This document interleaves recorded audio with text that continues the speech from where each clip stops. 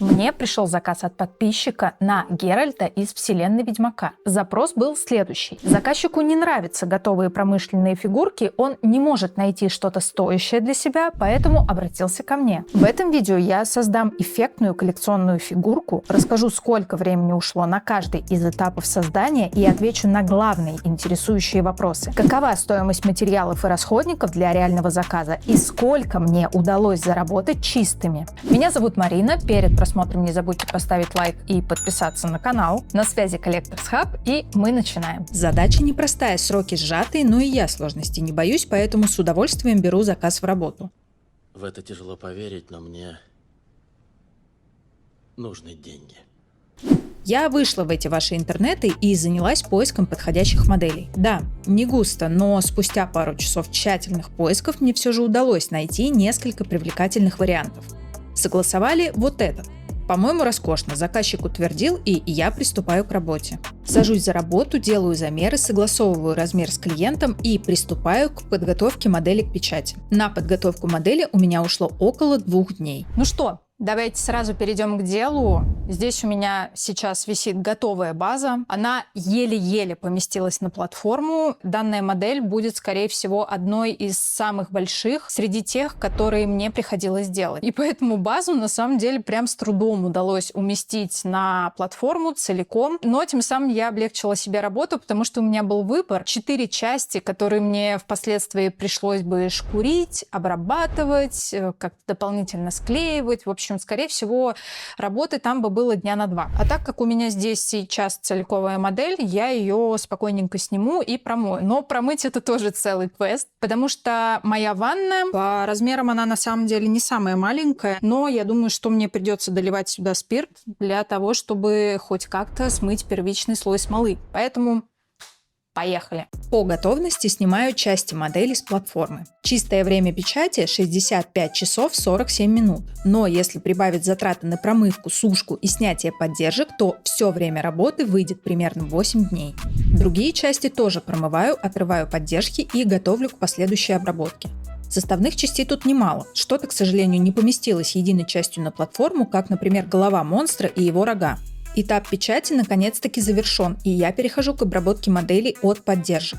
Шлифую все пеньки и кратеры, благо опыт тут мне на руку играет, и я уже расставляю поддержки так, чтобы было удобно все это добро убирать. В основном работаю щеткой с наждачкой, она быстрее всего убирает все неровности и выступы. И как же хорошо, что мне удалось напечатать все без брака. Ну, почти. И без мелких работ тоже не обходится, где-то все равно надо немного поднапрячься и избавиться от поддержек с помощью скальпеля. Это немного неприятно, так как на данном этапе модель уже просушена и материал очень твердый. Одно неловкое движение и что-то лишнее срезалось. Спустя еще день я завершила этап обработки модели. И это очень быстро, потому что у меня не было проблем со стыковкой детали. Но все же небольшие недочеты случились. Выхожу к вам, как обычно, в лайве с историями. Как говорится, дисклеймер. Я думаю, что на этом канале никогда не будет вылизанных видео, где я вырезаю все неугодные моменты и так далее.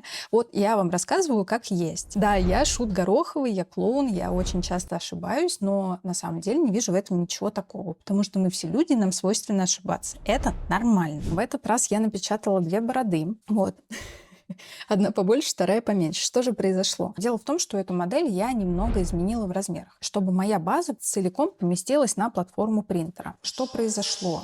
Я пропорционально уменьшила в процентаже все детали модели, но забыла про эту бороду, точнее, грудную растительность. Когда уже допечатывала, думаю, чего-то не хватает. Напечатала монстра, увидела вот эту вот часть, думаю, а где эта деталь? Что это такое? Что здесь должно быть? И нашла вот эту вот часть его волос. Я ее отдельно вытащила, положила на платформу и напечатала, как будто так и надо. А уже когда напечатала, я ее вытащила и обратила внимание на паз вот тут, то есть какая у него здесь ширина, высота. Я думаю, нет, не может быть. На всякий случай, в общем, примерила, и, соответственно, Сами видите, она не помещается сюда. Это уже больше похоже на самом деле на правду. Вторая проблема модели — это украшение базы, а точнее я бы даже не назвала это, наверное, какие-то декорации, да, которые лежат у нас на базе. И вот здесь это скелеты. Очень тонкие кости. Можно еще видеть небольшие кусочки, которые остались от поддержек. И с такими, честно говоря, не очень приятно работать. Ладно, с этими со скелетами еще ничего страшного. Но вот эта проблема расстроила меня чуть больше. Это меч Геральта. За счет того, что он очень тонкий, его пришлось засвечивать несколько раз, и вот такая вот история у нас получается. Я думаю, что, возможно, кто-то из вас скажет мне о том, что можно его укрепить смолой, можно его искусственно нарастить, чтобы он стал более плотным, толстым, и за счет этого перестал бы вот ходуном ходить. Но тут есть проблема в том, что если вы играли в Ведьмака, либо смотрели Ведьмака, вы знаете, что у Геральда на его мече есть руны. Если мы попытаемся его укрепить, то укреплять его нужно будет и сверху, и снизу, а сверху я не могу его укрепить, потому что мне бы хотелось сохранить текстуру рун. Но в целом я думаю, что это не очень критично. Модель очень большая и красивая. И, скорее всего, на такой косяк даже особо, глаз не будет на нем останавливаться, ты будешь рассматривать модель в целом. Но, опять же, я даю честные отзывы на модели, что и как. Все у нее супер, но вот какие-то тоненькие части в виде скелетов и его меча, было бы здорово, на самом деле, сделать их чуть потолще. Да, разные ситуации и случаи бывают, но я все же, наконец-таки, завершаю подготовительные этапы, частично собираю модель, чтобы насладиться ее прекрасным видом и вдохновиться перед окрашиванием. Теперь мне нужно подготовить все части модели к грунтовке. Каждую деталь по отдельности насаживаю на палочки из-под суши и втыкаю в импровизированную коробку для переноса в секретную зону грунтовки.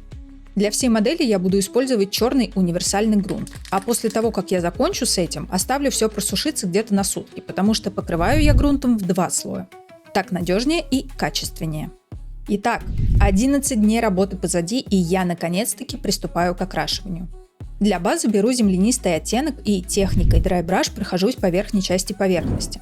Это сразу задает нужный объем, выступающие части должны быть чуть светлее, углубления остаются темными. Далее мне понадобится оттенок чуть темнее на тон или 2. Из аэрографа наношу его на всю поверхность базы, больше в углубление и чуть меньше по верхушкам. Такой прием помогает усилить глубину и сделать рельеф более реалистичным. За счет этого база перестает быть плоской, появляется ощущение настоящей земли с объемом.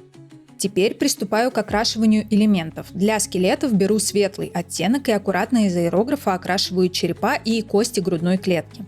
Не обязательно заходить прямо под самую грань с землей, из которой они торчат, ведь логично, что часть костей вкопана в грунт и полностью прокрашенной быть не должна. Вот эти языки пламени я тоже окрашиваю в светлый оттенок. Это нужно для того, чтобы позже при создании огня яркие краски смотрелись насыщенно. На черной поверхности они теряются и выглядят тускло, а светлая подложка позволяет раскрыть цвет. Так что вместе с черепами сразу прохожусь по огненным элементам. Тем же светлым цветом сухой кистью прохожусь по вершинам растительности. Верхушки растительности станут выразительнее, а низ останется более темным и уйдет в глубину. Для окрашивания растительности сначала использую темно-зеленый оттенок, как базу. После этого беру цитадель контраст и наношу ее в углубление ближе к центру растений, а также немного под сами листья.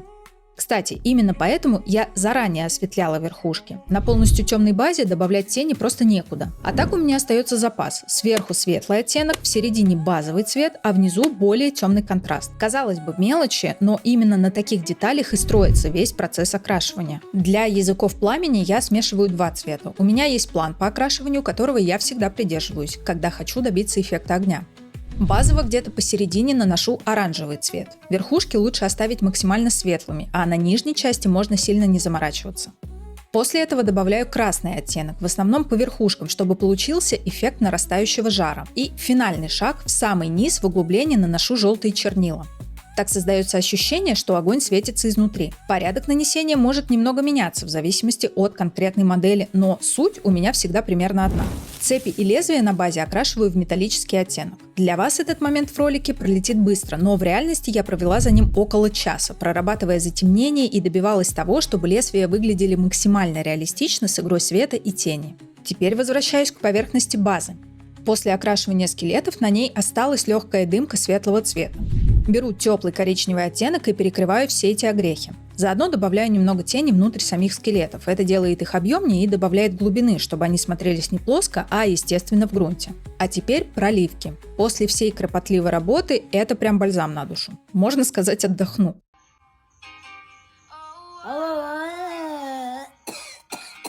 Темно-коричневую проливку наношу на всю поверхность, под растительность, под остатки человеческой плоти и по самому грунту. Она подчеркивает рельеф, углубляет тени и добавляет естественной грязноватости. В конце концов, грунт — это тоже грязь, поэтому проливка здесь как нельзя кстати. И еще вспомнила, что у меня есть баночка в Олехе Эффекты. Для этой базы самое то. Это эффект мха и такой слегка болотной поверхности.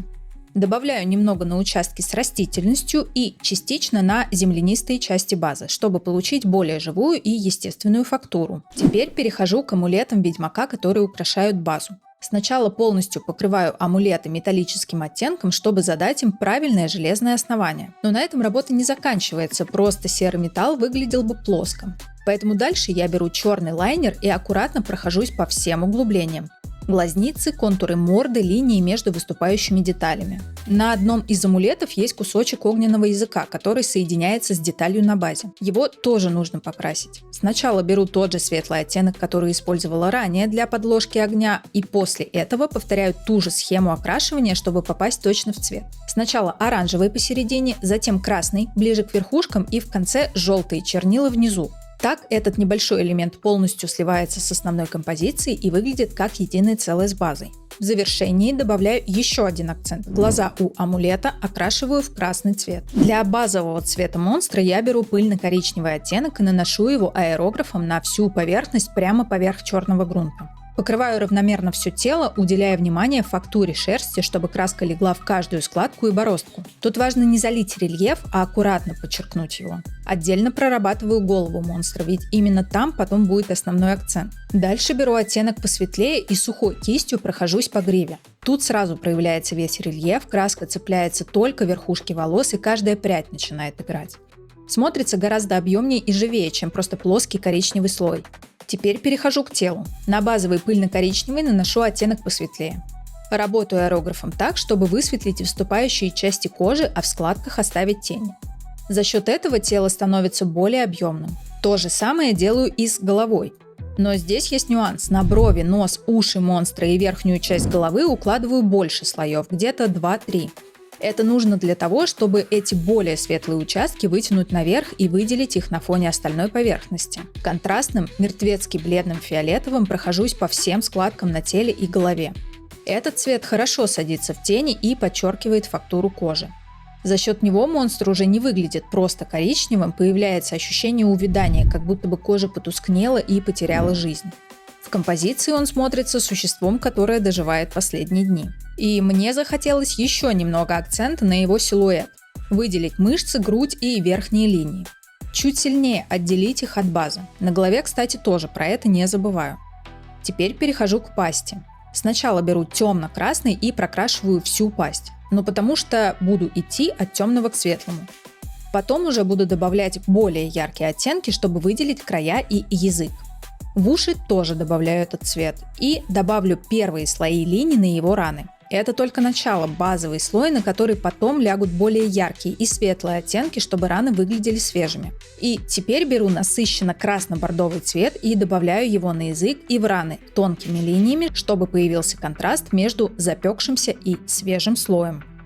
Рога пока что покрываю базовым светлым оттенком. Здесь на первом этапе моя задача просто задать основу, на которой потом будет строиться вся детализация. Продолжу детализацию с головы монстра. Начну с глаз. Добавляю контраст от цитадель прямо в глазницы. Нужно, чтобы краска залилась по краям и подчеркивала их форму. Сначала это не особо заметно, но позже, когда появится цвет, эта подложка будет очень кстати. Пока подсыхают глаза, перехожу к пасти. Аккуратно окрашиваю всю часть, и клыки, и зубы. Здесь главное равномерно закрыть базой, чтобы потом их можно было загрязнить. В процессе прорисовки начинает проявляться уже общая картина. Все-таки рот монстра тут дает неплохой такой буст для общей композиции. И возвращаюсь к глазам. Я посмотрела много вариантов окрашивания, но все же решила сделать их градиентными. Для начала прокрашиваю их плотным желтым. Это база. А потом из аэрографа добавлю другие цвета, чтобы получился плавный переход и яркий акцент. Мне показалось, что такое сочетание будет очень кстати и подойдет к языкам пламени на базе.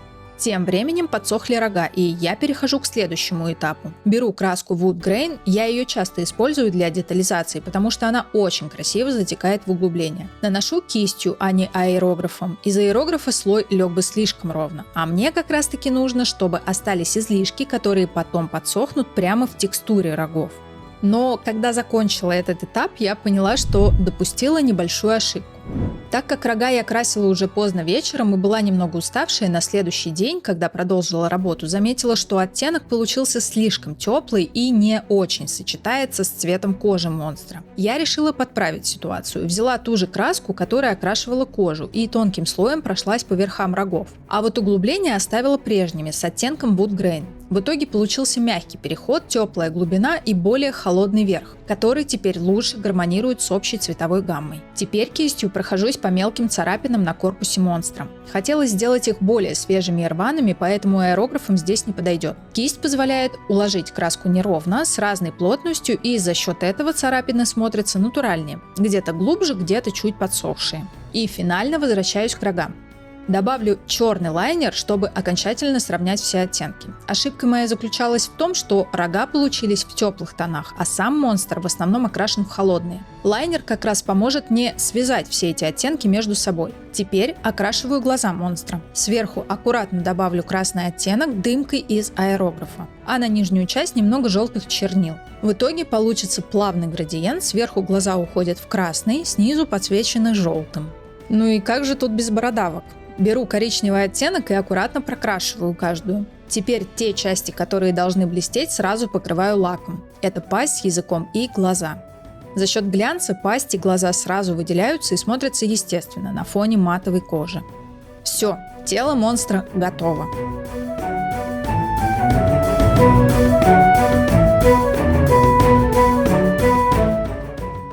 Теперь перехожу к Геральту. Сначала поверх грунта добавлю белый цвет. Так сразу отделяю светлые участки от темных.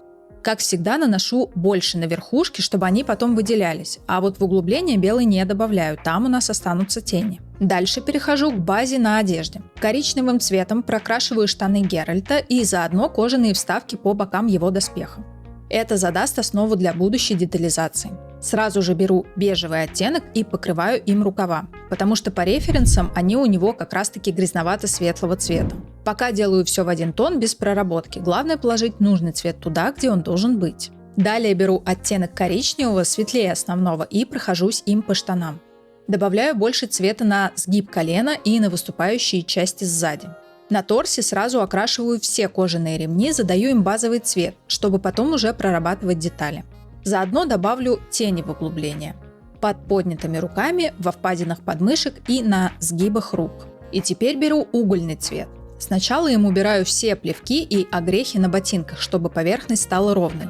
Потом тем же цветом окрашиваю кожаный жилет на торсе, пока просто в один тон без детализации. Для штанов добавлю еще один, более светлый оттенок натуральной кожи.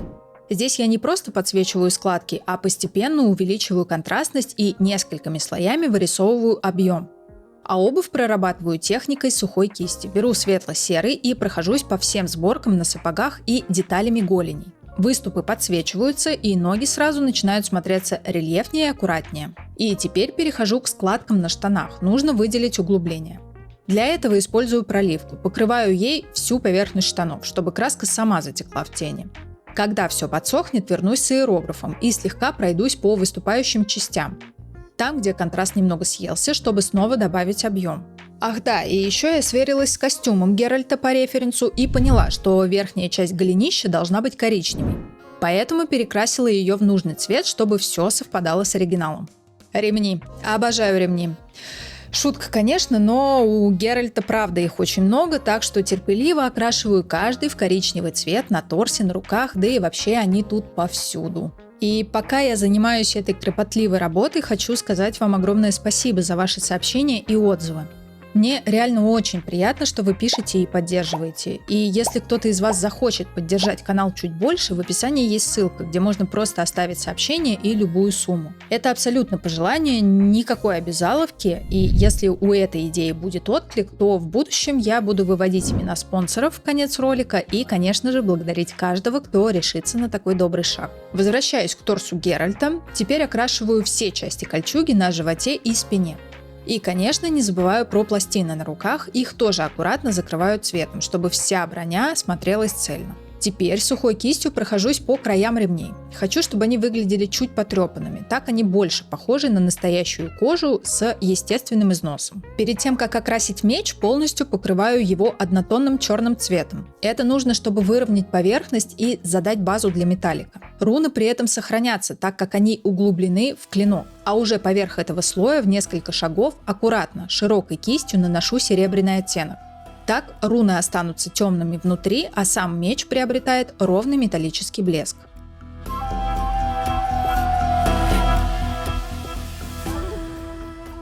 У Геральта, как и положено ведьмаку, на спине всегда два вида оружия – стальной и серебряный меч. Очевидно, против этого монстра он достал серебряный, а стальной пока спокойно лежит в ножнах за спиной. Поэтому сами ножны окрашиваю в металлический цвет, чтобы подчеркнуть основу, а сверху декорированные ремешки выделяю коричневым, цвет кожи. Ну и про рукоять меча второго, конечно же, не забываю. И, наконец, голова. Окрашиваю ее в привычной для себя технике. Сначала наношу фиолетовый оттенок, затем добавляю красный в углубление, под подбородок, к темным частям висков, под нос и на брови. Потом беру Brown Rose и распыляю сверху, держа аэрограф со стороны роста волос, чтобы она не перекрывала ранее созданные тени.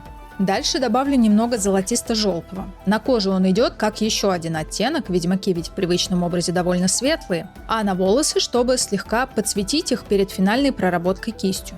После этого смешиваю белую краску с водой 50/50 и распыляю сверху легким слоем. Остатками прохожусь и по волосам, чтобы еще чуть-чуть их высветлить. А теперь мне понадобится кисть. Геральт по классике с серебряными волосами, поэтому беру светло-серый и прокрашиваю всю прическу и бороду. Работаю аккуратно, а на краях делаю рваные движения кончиком кисти, чтобы борода смотрелась естественно.